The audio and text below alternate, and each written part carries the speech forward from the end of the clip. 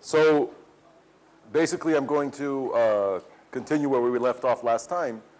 So let me just remind you of the notation that we have so we can go on. So I've taken the liberty of already writing it, so you don't have to wait for me to write everything out. So we have a hidden Markov model, right? So X is the underlying dynamical process that we're interested in. It's evolving as a Markov chain. And we have, for each time, we have some observation of X, which can be noisy, right? And we have this model, and we define the various important quantities in this model. So we have the transition mechanism of the underlying Markov chain that defines the dynamics, right? So if you're at state X at the previous time, then your distribution at the next time is P of X, right? That's a probability measure. And for each observation, we have a density, right? So G of X, Y, if I fix X, this is a density in Y, right? So for each X, this is the density of Yn, given that Xn is equal to X, right? So this defines what the observations look like. And what we're interested in are the conditional distributions of the part of the process we can't see, given the history of the observations we can see, right? This is what we discussed. And last time, I wrote down how you can compute this thing, pi n, in principle recursively, right? There's a sort of recursive structure to this pi n, right? We have that pi n is some fn pi n minus 1, and fn depends only on the new observation, right? So we wrote down what it is. I'm not going to write it down again. Okay. So this was the general structure, and we talked about that. And then we started discussing what's going on in high dimension, right? So in high dimension, what we're going to think about is that at each time n, there is some spatial structure, right? So really at each time n, we don't have just one variable, but we have a whole random field, and that we define some set v to define the spatial coordinates of this field, right? So you can imagine v as being, for example, a grid that you would have in data assimilation, right? A spatial grid that you would have in data assimilation. So to each grid point, at each time, there's associated whatever the coordinates of that random field could themselves be multiple dimensional, right? And we also had observations that were attached to some subset, in any case, of the grid points, right? And so you should have in mind, this is not essential, right? But you should have in mind the situation where at each grid point where we have an observation, the observation at that grid point is the function of the state at that grid point and some extra noise, some independent noise. If you have a structure like this, the key point is that the density, you see, if I condition on X, then all I have is I have an independent noise at each spatial location where I have an observation, right? So conditionally on X, the density of all of the observations is just the product of the density of each observation at each spatial point, right? So the density of the observations, G, that showed up over here, is really a product over as many points at which I observe, over the set of points at which I observe of the local density of the observation.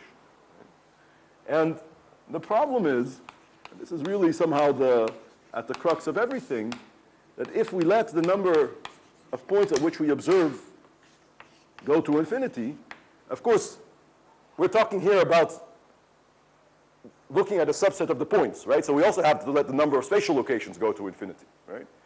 But we're looking at high-dimensional systems. So we imagine that V is a very large set, and W is a very large subset of V, right? So everything goes to infinity, right? We let the dimension go to infinity. Then I'm taking a product of more and more and more and more local transition kernels, and the density is going to go to 0. So in infinite dimension, observation dimension,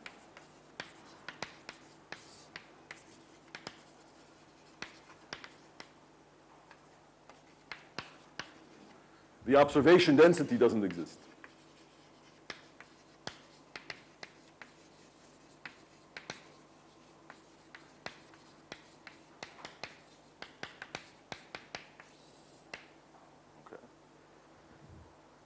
So the whole story and what we've always, I think in every talk during this workshop, we've always started with the assumption that there's an observation density, right? That's always the starting point, right? There is an observation density, and then we do whatever it is we do, right? And the point is that when you have infinitely many observations, when the observation is infinite dimensional, there is no observation density. And this pulls apart whatever we know about nonlinear filtering. When you don't have an observation density, almost all of the theory that's out there disappears. Okay. And what I'm going to try to show you today is that this is not a technical hurdle, right? Because of this phenomenon, most of our intuition, most of the things we've learned about filtering over the years, and most of our intuition only holds when there is a density here. When that density disappears, really things start happening that shouldn't be true, okay? And so what I'm going to try to do today is I'm going to try to just give you a flavor of the types of things that can happen in infinite dimension that cannot happen in finite dimension. So I'm going to treat basically one example. I'm not going to prove anything. I'm just going to show you an example, but which sort of illustrates the type of strange things that can happen in infinite dimension, okay? Now, don't view this example as being a model of data assimilation. I mean, this is it's going to be a very strange example, okay? It's just an illustration of the fact that you cannot take anything for granted when the dimension goes to infinity. Right? But this really is the problem, okay? The problem is not the dimension of x. You see, the dimension of x doesn't show up anywhere over here, right? You can take x to be already infinite dimensional and you will have no problem whatsoever, right? The problem is the fact that when the observations are infinite dimensional, you do not have observation densities. So things become singular, and when things become singular, there's a lot of things that we think we know that we cannot say. So last time what I tried to argue was something slightly different, right? Last time I tried to argue that this is what makes algorithms, particle filters,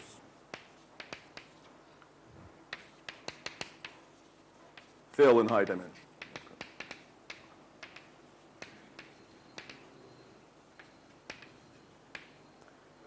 Yeah.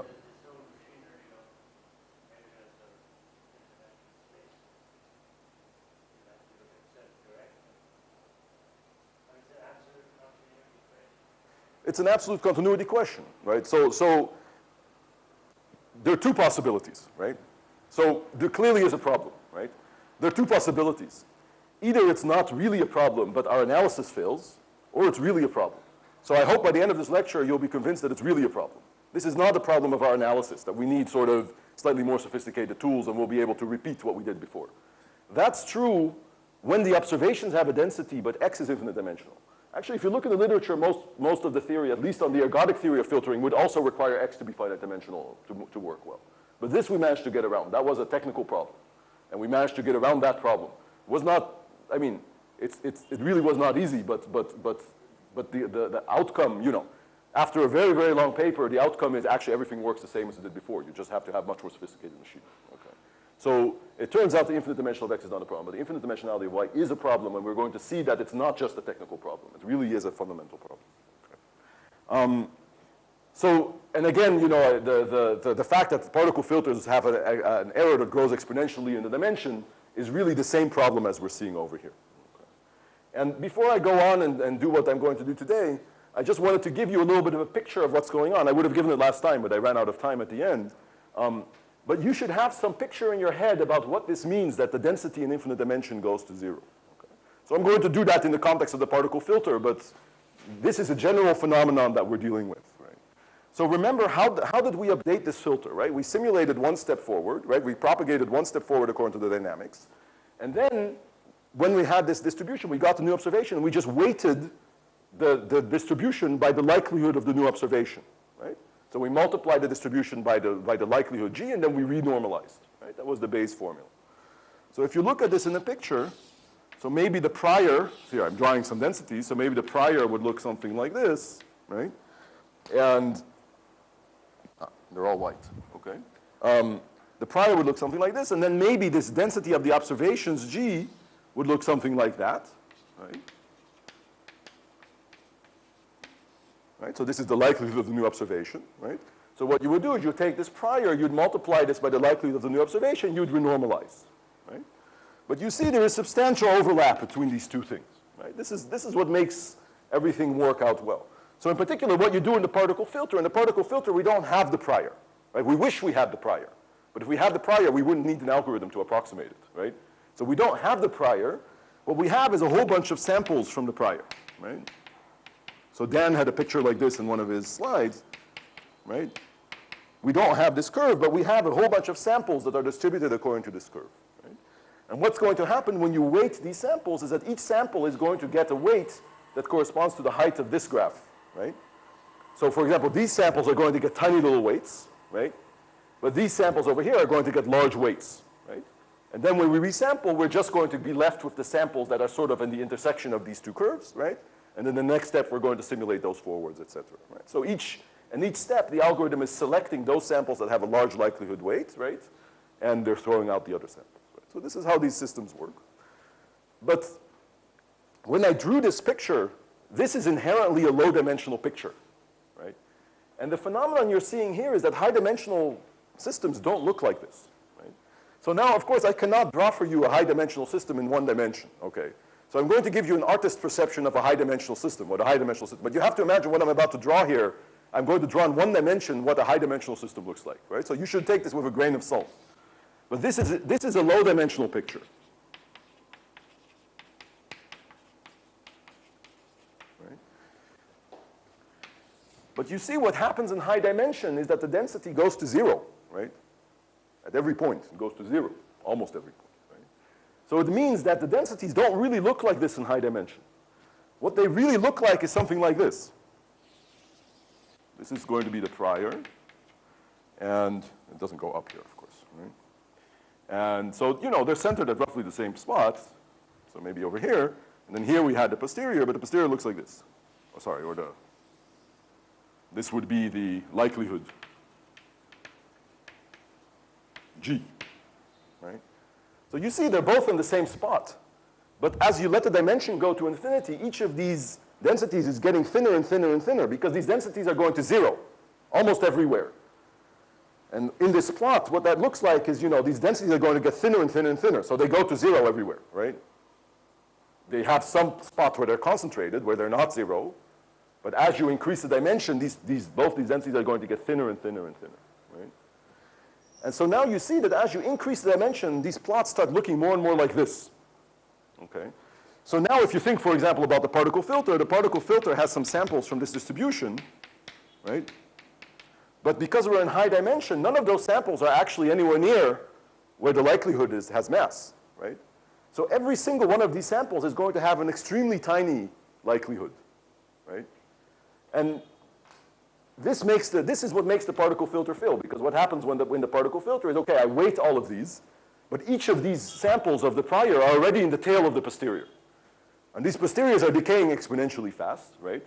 And now if you do some extreme value analysis, which is exactly what was done in this paper of Bickel that I cited yesterday, if you do some extreme value analysis, what you'll see is that what happens in such situations is when all of your samples are in the tail of the distribution, then the sample with the largest weight has exponentially larger weight than all the other samples.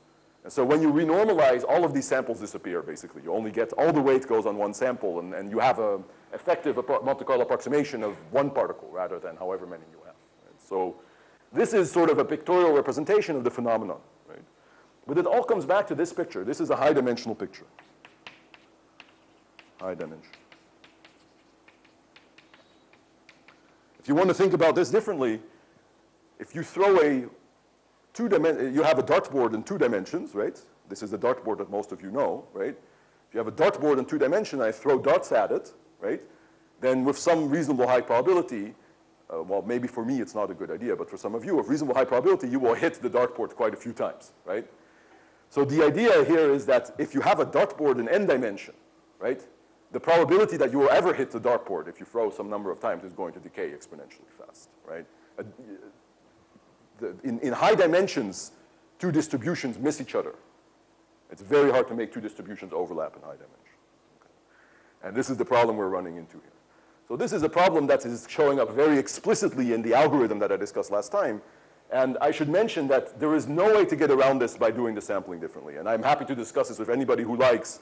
You know, you could say, well, I did something really stupid. The algorithm I gave you yesterday was really, I mean, nobody would actually do this, right? I mean, you would at least do some variance reduction, like importance sampling. And you would use the next observation to find the better importance weight. I mean, you know, you would not just do this blindly, right? So, but no matter how you do this, you're never going to beat this phenomenon. You can significantly improve the practical performance of your algorithms by doing these types of things, but it's all going to be in the constants. You're never going to beat this. And there's a fundamental reason why not. But we can discuss this on the board if somebody wants after the talk. So you really have to do something else in this system. You cannot sample differently, do importance sampling. I mean, you can do it, but it's not going to resolve the fundamental problem that's going on here. You can try to sample it sequentially in small steps, not going to help you, okay? So, okay. Good. So this was some intuition from last time. So what are we going to do? So I would say there's bad news and there's good news.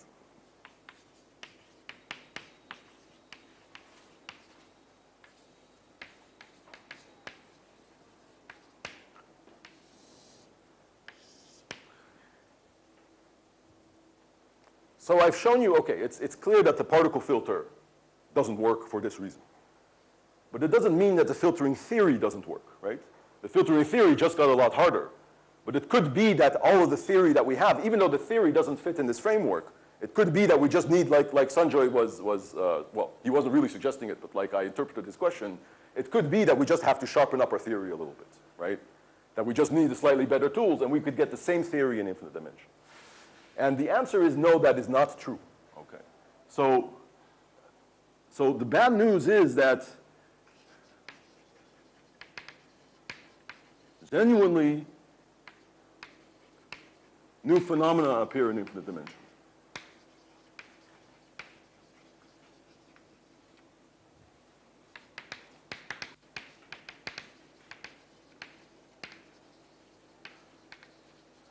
I mean, I suppose that if you're a probabilist, you could say this is good news, right? Because it means that there's something new to be studied, right?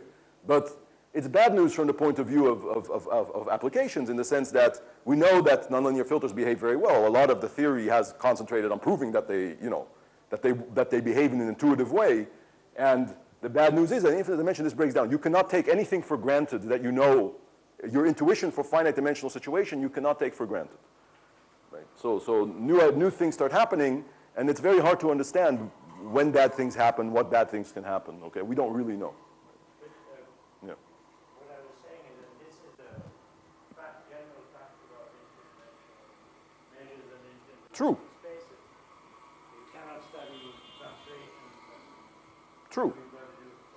I mean, exactly the same situation happens in statistical mechanics.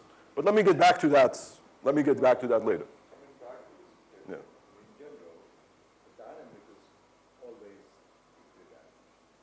Yes. But the observations are similarly. Okay. So Sri is bringing up a good point. So Yeah. sort of, that is maybe natural way to think about the problem. So Sri brings up a good point, but this is a general issue in, okay, it's a general mathematical point that goes beyond the present setting, okay. Sri is saying, well, you know, we can worry about infinite dimension, but nobody really works in infinite dimension, right? We all work in high, you know, you have, how many floaters do you have in the ocean? I saw the number yesterday, it was like 3,100 and something, right? So 3,100 and something might be a large number, but it's not infinity, right? So you could say, okay, I can worry all I want about if I have infinitely many floaters, but you know, I just have 3,000. You know, maybe 10 years from now we'll have 6,000, and 20 years from now we'll have 8,000, but you know, we'll never have infinitely many floaters, right? But the 3,000 is much closer to infinity than it is so to 1. Okay, so this is the point. Okay. Yeah. But even when you implement this, you're always going to be on a grid, and you're always going to have a finite number of grid points. And you could argue that even your PDEs that you're using are idealizations in the sense that there are frictions that are not being taken into account. You know, no fluid is completely incompressible. Not all the scales are really there. I mean, you know, you could make an argument that if you have a fine enough finite grid, that's as good of approximation as reality as if you have an idealized PDE where you've made an incompressibility assumption or whatever. I mean, you know, this is not mathematics what I'm talking about, but what I'm trying to say is, you know, in real life, your computer is not going to, your computer is never going to implement a continuous PDE, even if that's what you wanted to start from, right? So you could say real life is finite dimensional, and so what are you complaining about, right? But the point is, okay, but this is a general thing in mathematics, right? So in mathematics, you can study high dimensional problems and you can study infinite dimensional problems, right? Anything that's qualitative in infinite dimension will show up quantitatively in high dimension, right? And so we have these two sort of sides of the coin, right? If we wanted to understand what can go wrong on a qualitative level, the easiest way to study that is to start already in infinite dimension, because then you'll see qualitatively changes in behavior, right? However, if you want to understand sort of numerical aspects, you're better off working in finite dimension. Like, for example, so in this lecture I'm going to work in infinite dimension, the next lecture I'm going to work in finite dimension. But this lecture I'm just going to study qualitative phenomena, and next lecture I'm going to have quantitative data, right? So if you want to work in finite dimension, but you want to understand what happens in high dimension, you need to understand how all the parameters of your problem depend on the dimension, depend on the other parameters in the problem, right? So you need quantitative information, right? But in infinite dimensions, things just fail. I mean, statistical mechanics is the same. Let's say I have a glass of water, right? You know that water freezes at 0, right? At 0 Celsius, right? Now, if you wanted to model this, right, you want to show that water goes from liquid to solid. These are two phases of matter, right? At exactly 0 Celsius. This is not true, right? Because a glass of water only has 10 to the 23 or so water molecules, right? So what happens is that there is sort of a continuous transition around 0 temperature from solid to liquid, but this transition is so extremely sharp that you sort of idealize that by being an exactly sharp transition, right? So what you're doing is you're saying, well, 10 to the 23 is really a finite number, but 10 to the 23 is much closer to infinity than it is to 1, right? So in a model where you have infinitely many water molecules, you would actually see a sharp transition, right? But if you wanted to actually work in finite dimension with 10 to the 23 molecules, you'd really have to describe very quantitatively the shape of this curve, because you're not going to see a jump in this curve. You're just going to see a very sharp transition, right? So this is true in all of, in the mathematics in high dimension. Mathematics in high dimension can be studied in infinite dimension qualitatively, or it can be studied in finite dimension quantitatively. The bad news, well, bad for whom?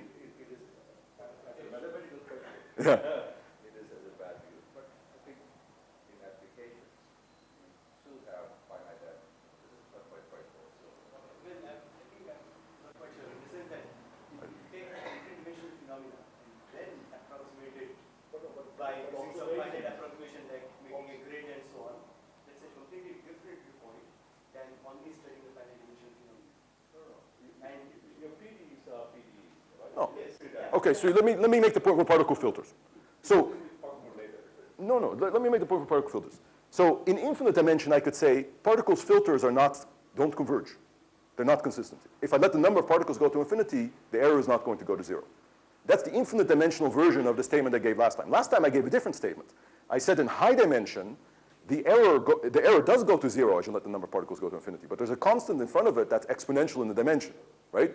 So of course, if I take the dimension to be infinity, there's an infinite constant sitting in front, and then it's not going to go to 0, right?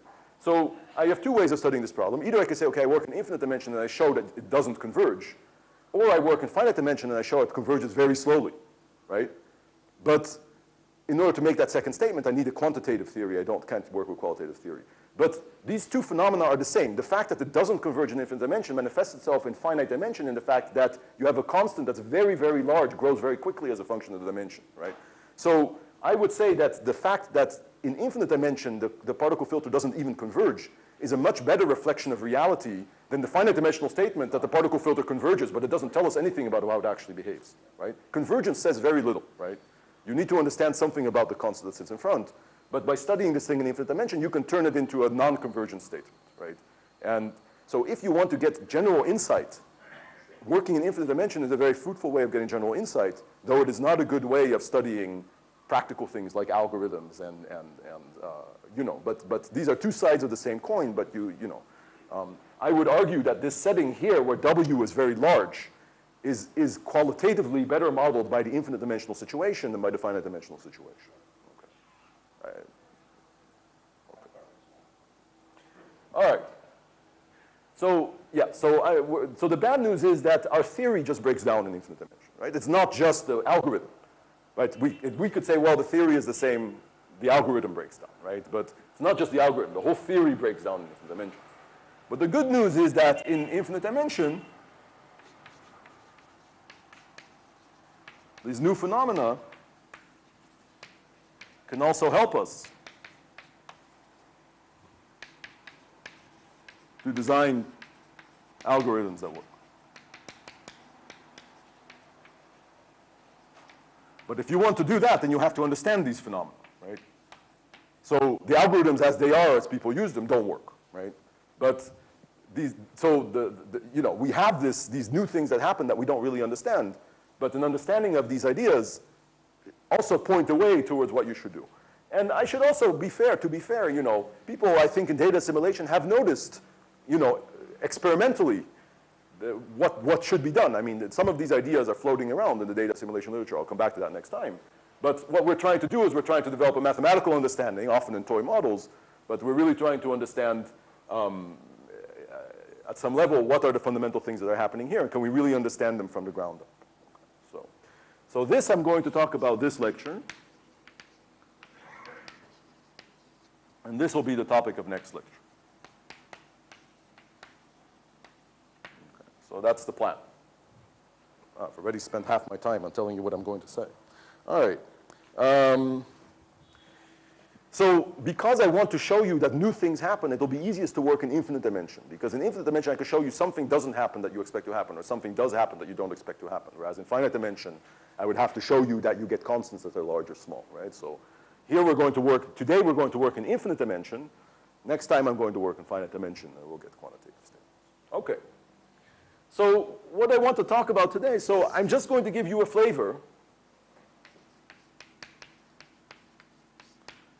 I cannot say anything general in 30 remaining minutes.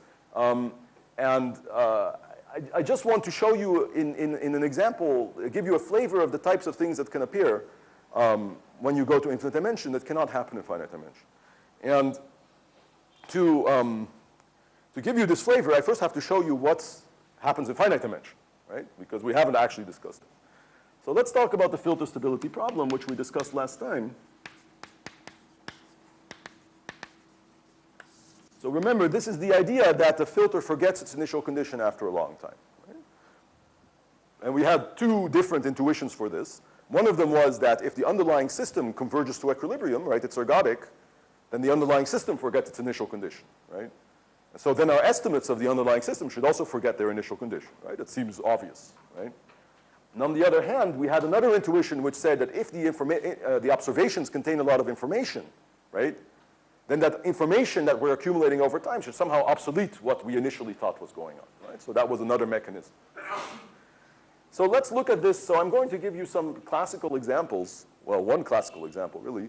So let me first write down a very, very general form of stability. So stability can be formulated in many different ways. It's a general concept, but it doesn't have one definition, right? I mean, it can be formulated in many different ways.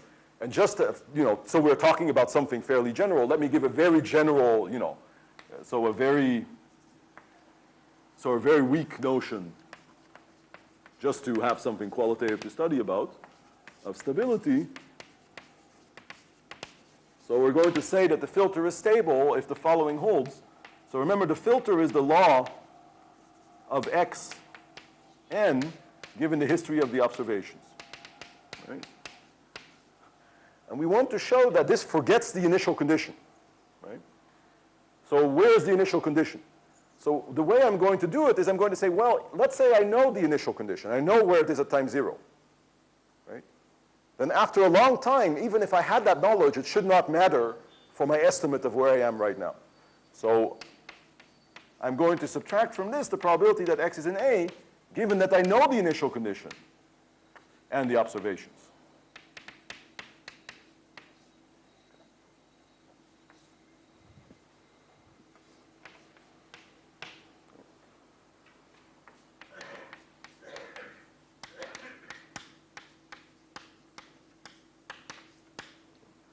So last time I used a very strong notion of stability to say something about particle filters, right? I had this exponential estimate, right? This time I'm going to do the opposite. I'm going to use the weakest notion of stability I can think of, okay? But it's the same phenomenon we're talking about. I've just formulated it in a much more general way, right? But what I'm saying is, if I have knowledge of the initial condition, and I'm trying to estimate where I am at time n, and with the observations, the knowledge of the initial condition is going to disappear as n goes to infinity. Because as n goes to infinity, this is going to be the same as estimating where I am right now without my knowledge of the initial condition, right?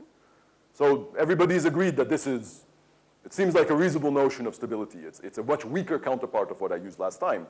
But if we want what was true last time to be true, this certainly should be true. Yes?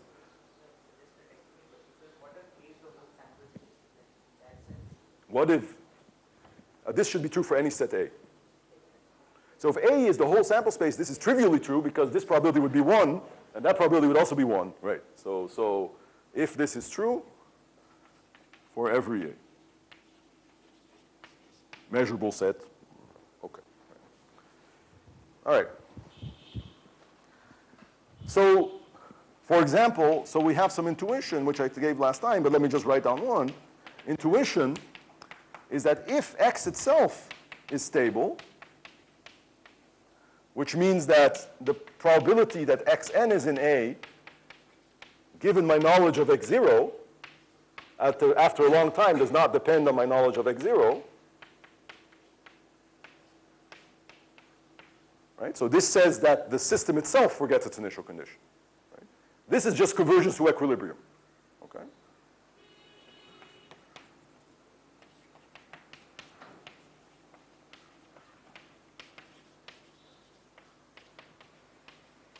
Then the filter should be stable. This is intuition, right? If the system itself forgets its initial condition, then when we estimate the system, it should also not depend on the initial condition. And one of the sort of funny little anecdotes in this story is that this is already not true, even in in 0 dimensions, this is not true. And there is a classical example which has a very interesting history. So let me go through the example. And we need to understand this example a little bit to understand the infinite dimensional problem.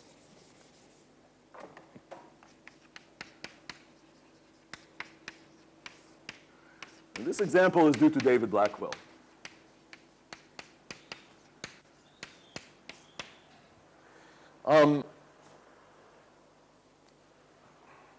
So this example is not going to be quite a hidden Markov model the way I've defined it before, because before when I defined a hidden Markov model, I defined it like this.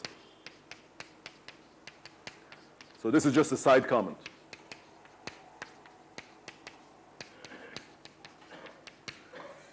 But now I'm going to allow my observation to depend not just on xn, but also on xn minus 1. So this is not a big deal. First of all, the filtering recursion works the same way. Okay.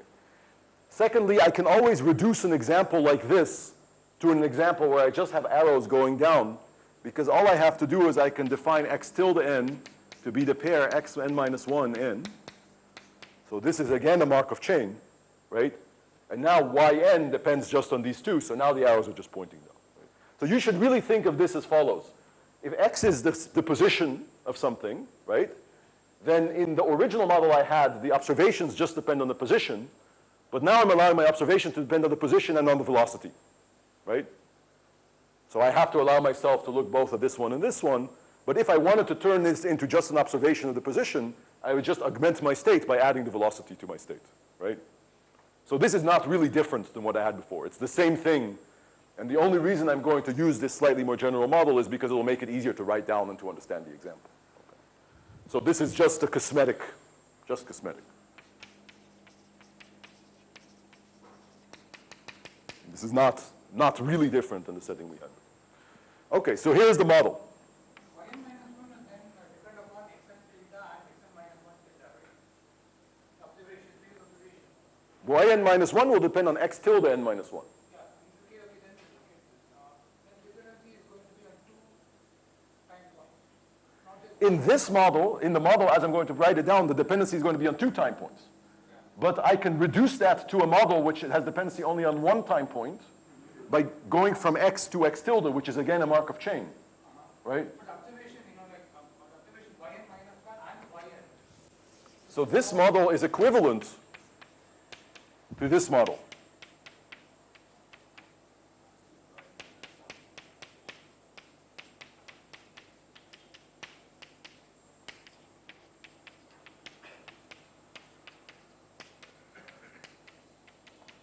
Right?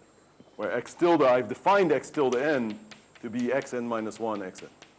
So x tilde is still a Markov chain. Yn minus 1 is not only depend on xn theta. Yn minus 1 what? Yn minus 1 depends upon xn minus 1. But xn theta also going to have an impact on yn minus 1. Isn't that the arrows on the right side of the diagram? Because there, No, it's an definition of the entity is the tilde, not the fact that they overlap in one of the other.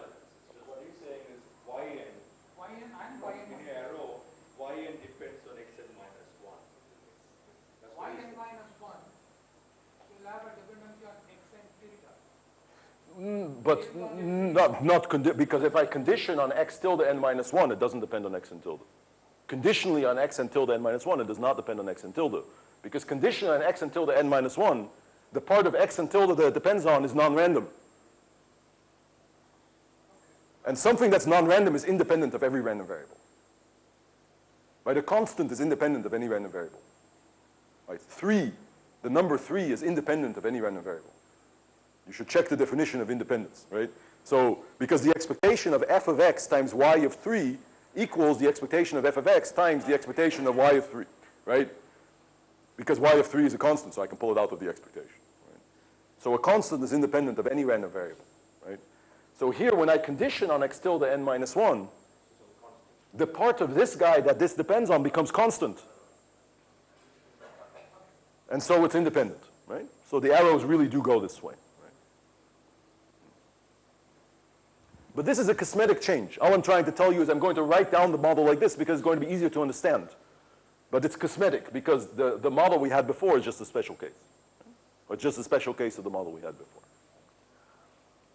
Let me write down the example. So here's the example. So I'm going to choose, first I have to choose the dynamics. Okay. So the xn's are going to take values in plus or minus 1. Okay, so this is going to be a zero-dimensional problem, right?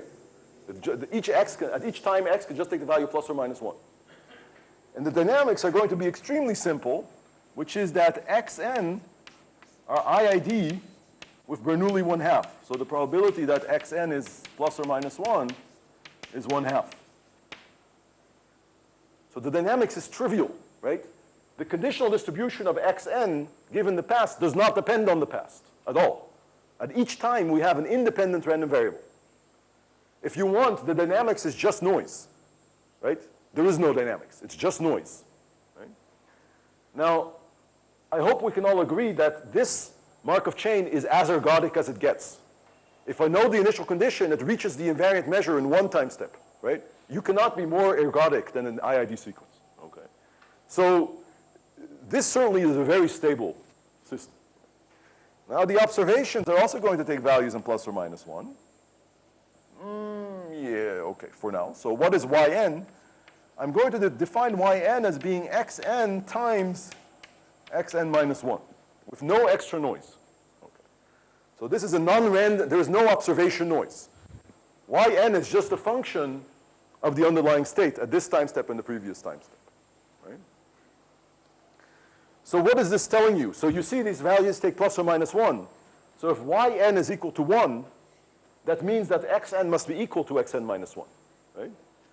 But if yn is equal to minus 1, that means that xn must be different than xn minus 1. Right? So by looking at the observations, we can see at each time whether the state changed or whether it stayed the same. Right? If you want, we have here a dynamic, a very simple dynamics, and what we're observing is the time derivative of the dynamics without any extra noise. Right? So this is our model. So my claim is that, so x is a very, very stable model, right? But my claim is that the filter is not stable. Right? So to see that the filter is not stable, we have to notice a very elementary fact. So I can write xn as x0 times y1 times until yn, the product of y1 to yn. So why is this true? Well, if I take x0 times y1, right? Well, okay, let me put it this way. Suppose I know where I start at time 0. y1 tells me whether I'm different at time 1 than at time 0 or not. So if I'm different, so then I also know where I am at time 1, right? I know where I am at time 0, and I know whether at time 1 I'm different or the same than at time 0. I know where I am at time 1, right? And then I get the next observation, so then I know where I am at time 2, et cetera, et cetera, et cetera, right? So if I know the initial condition and I know all the observations, I know where I am at any time, right? If you want, I've given you the value of the function at 0, and I've given you the derivative of the function everywhere, then I also know what the function is everywhere, right? So, okay, let me erase this.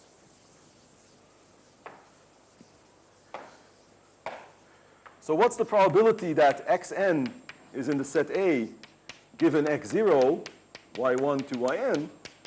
Well, if I know x0 and y1 to yn, I also know xn. So this is 1 if xn is in the set A, and 0 if xn is not in the set A, right? But what if I don't know x0? What's the probability that xn is in A given just y1 to yn? Right? So the only information I can get from y1 to yn is whether at time n I'm the same or different than at time 0, right? But with probability 1/2, I start at 1, and with probability 1/2 I start at -1. So telling me whether I'm the same or different at time 0 doesn't tell me anything about where I actually am. So they're contained, so y1 to yn is actually independent of xn. So this is always, well, it's not 1/2. It's just the probability that xn is in A. So if I do the probability xn is equal to 1, then it's 1/2, right? Right? So clearly these two things don't converge to each other. Right? This thing is always either 1 or 0, and this thing is always 1/2. It's very hard for those things to converge to each other. Right? Not stable.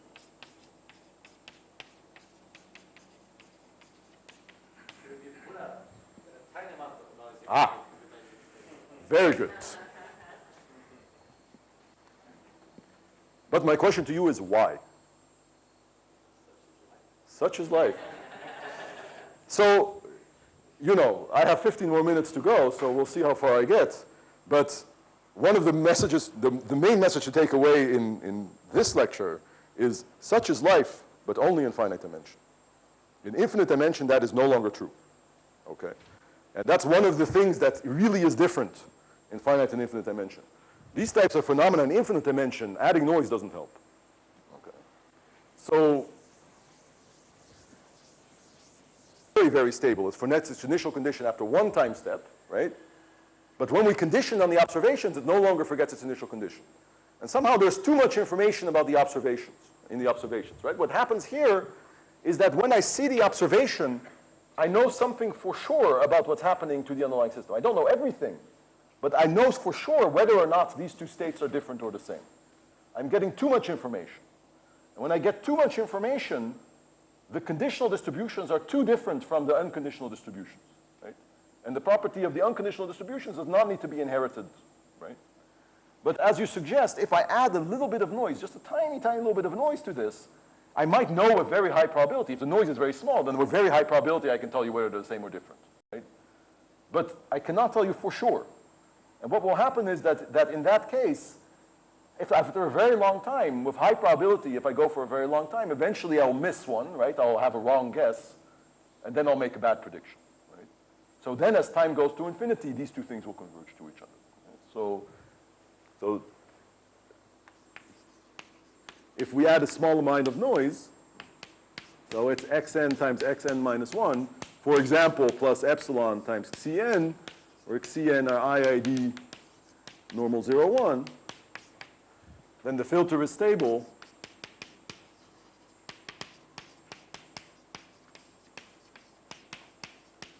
as long as epsilon is not equal to 0.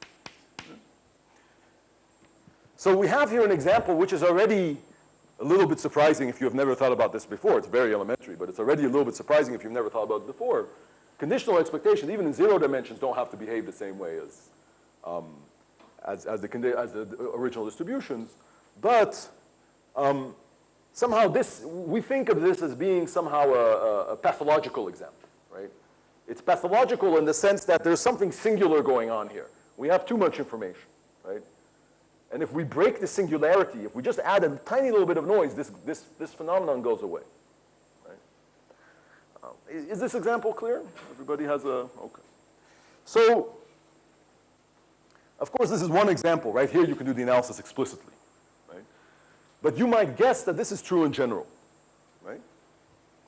So the hope would be that this conclusion is true in general in the sense that as long as you cannot say anything for sure about the underlying system based on the observations, our intuition is clearly not always true, but it should be true as long as we have a little bit of density. Right? You have a question? Yeah. If just plus minus 1 or something perfectly fine. So if psi n, then I have to multiply. So if psi n is +1 with probability 1 minus p, and -1 with probability p, and I multiply instead of add, you get the same behavior. In fact, you get the behavior. Okay, I'm going to write down the theorem. So the point is, as long as you have some density, right? Here the problem is this density g can be 0, right? There is a density g here, but it can be 0, right? So you might hope that as long as the density g cannot be 0, the density is always positive, which has also been assumed throughout the lectures that I've seen in this, so far, this cannot happen. And that fact is true. So this is a theorem from 2009. I can provide references as people want. So suppose, so you need to assume two things. First, we need to assume that the underlying system is stable. I need a slightly stronger version than this. So we need to suppose that the probability if I start in the distribution mu, the law of xn, if I start in the distribution mu, minus, let's say, some invariant distribution lambda goes to 0 for all mu. So for the x, so if I start at x0 in the distribution mu, and I let it go for a long time, it converges to some stationary, to some equilibrium lambda for any initial condition. So for those of you who are experts on ergodic theory of Markov chains, this is equivalent to Harris recurrent aperiodic. Okay, so for those of you who know what that means, great. If not, then forget it. Okay, but this is equivalent to Harris recurrent aperiodic, one of the most general forms of ergodicity people study. Right? And the second, so this is not the crucial thing. This is certainly the case here, right? In fact, here, even for any n that's more than 1, I'm already at lambda, right? But the key thing is that I have to assume there is some noise on the observations. And the only thing that I need to do is to assume that this observation density g of xy is not 0.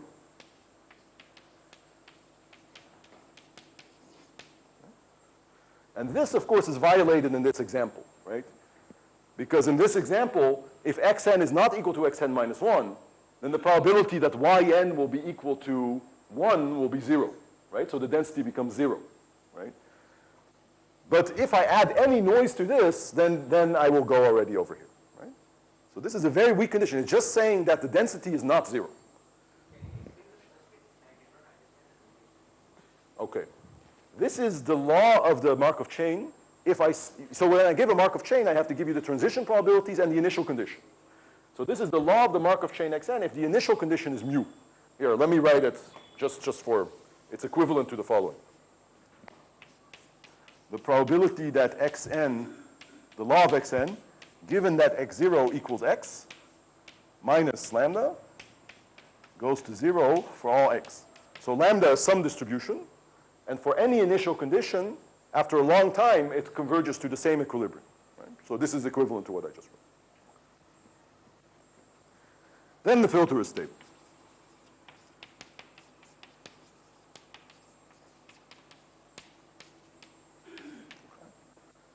So the idea is that already we see, so we have an example, there's no infinite dimension here, right? But already we see that the key problem is showing up in this density, right? The fact that this density can be 0 can kill our intuition. But as long as this density is always non-zero, it doesn't have to be bounded away from 0. As long as it's always non-zero, it's okay. Say again? Full support for the, you need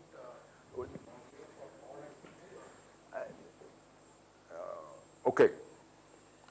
What you need is that for every x, for all x, the distribution of the observation given xn equals x are equivalent to each other. So if you want, I could write that we have to have that g of xy and g of x prime y are either 0 together or non-zero together for every pair x and x prime. Okay, so that would be enough. But okay. So you need full support with respect to some reference measure, but it doesn't have to be the Lebesgue measure, right? It can be some other reference measure. But this in finite dimension is a very mild condition. Right? It says that if you have any noise, then this is always true. Certainly with this type of additive Gaussian noise, always true. And this assumption already showed up even in for example, in the theorem that Dan wrote down yesterday in his slides, this was assumption number 1 or 2. It was one of the assumptions, right? So this is something that is, already in classical filtering theory, this is made very prominent. No, that's not true. In Lipson and Shayab, you can write down the Kalman filter. You don't need any noise. Oh, for stability. Oh, sure.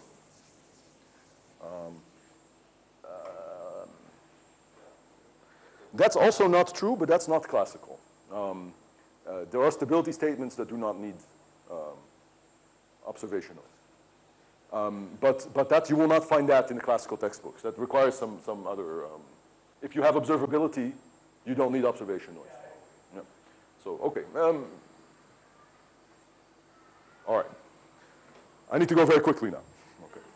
So this was all in finite dimension, right? So, but the message at the end of the story is that as long as you have some noise, our intuition holds as long as you have some noise. So this is a very weak condition, right? But of course, in infinite dimension, this G didn't even exist, right? There's another problem with this theorem is that here what I required is Harris recurrence aperiodic. I required the convergence to equilibrium and total variation.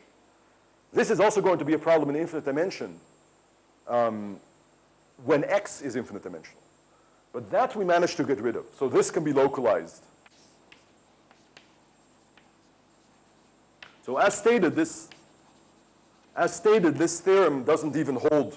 If Y is finite dimensional, but X is infinite dimension, this theorem already doesn't hold. Okay. But that can be fixed. So it takes some technicalities, but you can look in this paper over.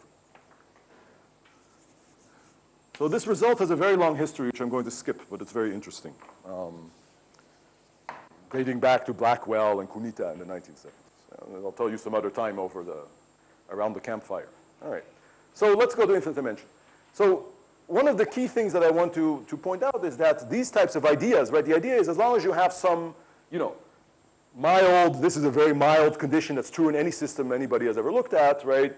You have some pathological examples, but as long as you get rid of some pathological behavior, our intuition is correct, and stability is really something that could be inherited from the underlying system. So as long as you start with something that's ergodic, the filter will be stable, and you should expect, for example, particle filters to work well, right? Because we needed the stability for the particle filter to work well. This result is not strong enough in itself to give you that result, but that's basically the intuition, right? So this is an intuition, and this intuition has really worked in engineering, right?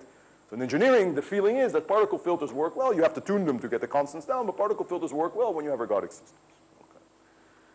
So the point is that this is not true in infinite dimension. And to see an infinite dimension, I'm going to build an infinite dimensional variant of this example. So I'm just going to take this example and build an infinite dimensional version of it. Okay. So let's build an infinite dimensional version of this Blackwell example.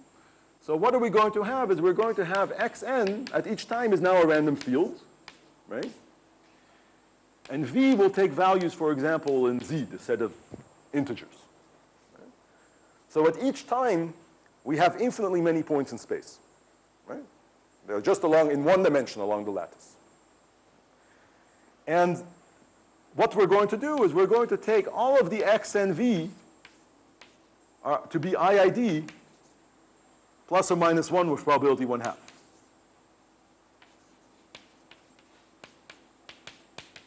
So the same as over there. So now it's not just noise in time. It's just noise in space, right?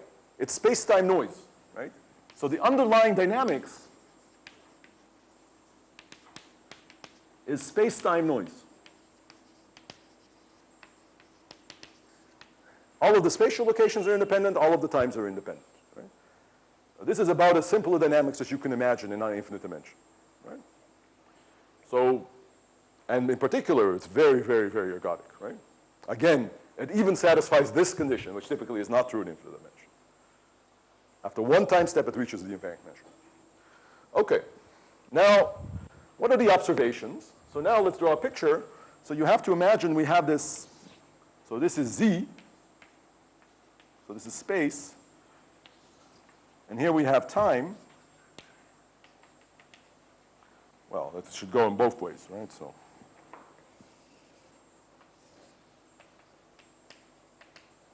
we have this regular, right? So at each time we have infinitely many points in the spatial direction, right?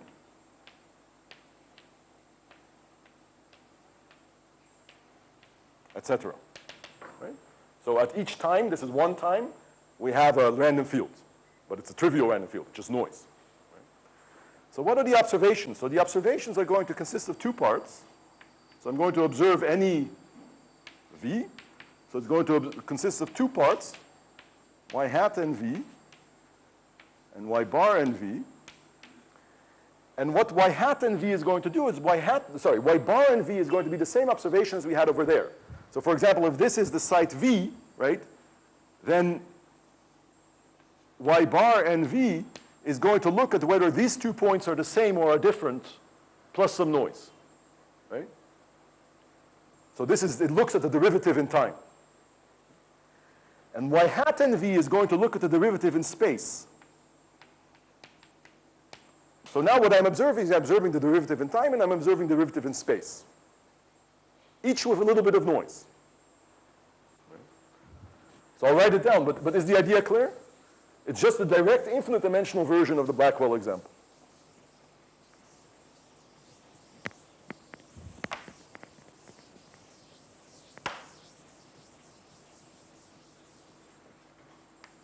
So y hat and v is x n v plus 1 plus some noise. And y bar and v is x n v, xn minus 1v plus some noise. And the noises are in our IID Gaussian.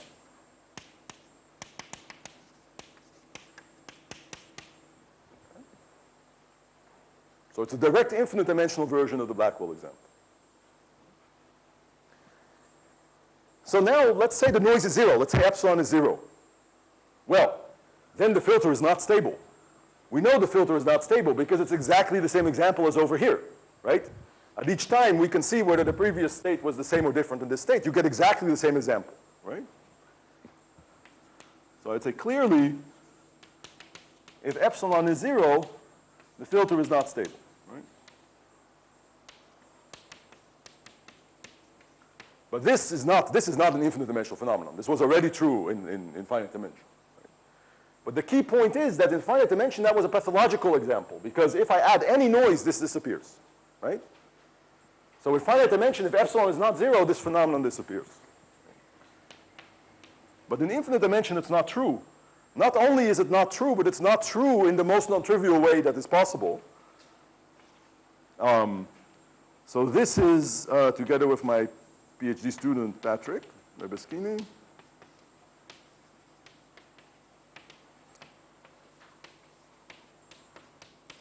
This is not a hard result if you know what to do.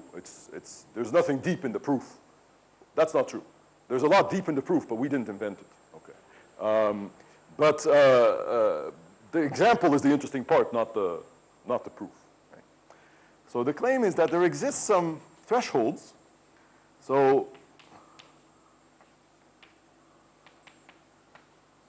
strictly more than 0, such that the filter is not stable if epsilon is less than epsilon lower star, and it is stable if epsilon is more than epsilon upper star. We believe that we can choose these two to be the same, but we don't know how to prove it. These are perturbative arguments, so we don't know how to prove that you perturb around 0 or around infinity. But the key point is, you see, even if you have positive noise, the phenomenon that in the finite dimension could only happen in the pathological case, in infinite dimension happens even in the non-pathological case, right? This is normal in infinite dimension, right? But only if you have little enough noise. If there is some threshold value, if you go over the threshold value, suddenly you will become stable.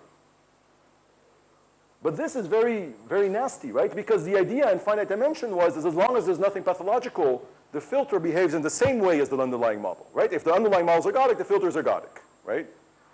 But here, you see, we see something that the filter behaves in a way that is invisible in the underlying model, right? In the underlying model, nothing changes when I change epsilon. I just change the strength of the noise. Doesn't make any difference to the ergodic theory of the model, right? You cannot tell any qualitative change in the model when I move epsilon. But when I condition, suddenly you see this phase transition appear. Right? So this is a phase transition that exists, but it exists only under the conditional distribution. You cannot see this phase transition when you look at the original model. Right? So we see that sort of non-trivial complex behavior exists here for the filter that didn't exist for the original model. Right? So this is a typical infinite dimensional concept. Right? In infinite dimension, the filter can suddenly start having all sorts of interesting dynamics that just wasn't there before you conditioned on the observations. And it means that our intuition sort of goes out the window. Like, we cannot look at the underlying dynamics and say, okay, this underlying dynamics behaves well, so the filter is going to behave well, or, you know, we don't know exactly what's going to happen. In infinite dimension, you know, you have to sort of start from scratch. We don't know what's going to happen with the filter once we condition. Once we condition, all sorts of strange stuff can start to happen. It's a very simple example, but it's a cautionary tale. It shows that the infinite dimensional case really is different than the finite dimensional case. You have to start from scratch in order to understand what's going on. And I have to stop, but, you know, I would say we have very little understanding of what can happen in infinite dimension. We just know that the same things in the finite dimension don't happen. Right? So, but we have very little understanding of what can happen. And, you know, as a general open problem, which is way too vague to actually make any progress on it because it's not very well defined, but as a general open problem, I would state, we really would like to understand what sort of things can happen when you condition and what sort of things can't happen when you condition, right? And we don't really know. I mean, who knows? There could be very, you know, other strange surprises that show up when you condition that are not the same as in this example, right? We don't really know what can happen when you condition. Right? All we know is we cannot trust the theory in finite dimension at all. Right? So if you're in finite but high dimension, you'll still see this phenomenon, right? Except what you will see is that the filter, you will see not a phase transition in, what you won't see is that the filter becomes unstable. What you will see is that there's a threshold, so that if you're above the threshold, I'm going to stop. All I should say is we do have some general theory.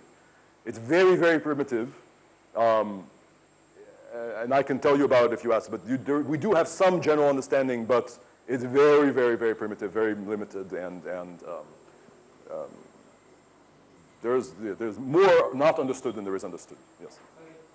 When you were just telling the tree, if I take this example and make it periodic in space, and then make the period go to infinity, can you capture the transition of going, say, exponential to polynomial as the period goes to infinity? So maybe we should talk about, yes, but we should talk about it because we need to stop.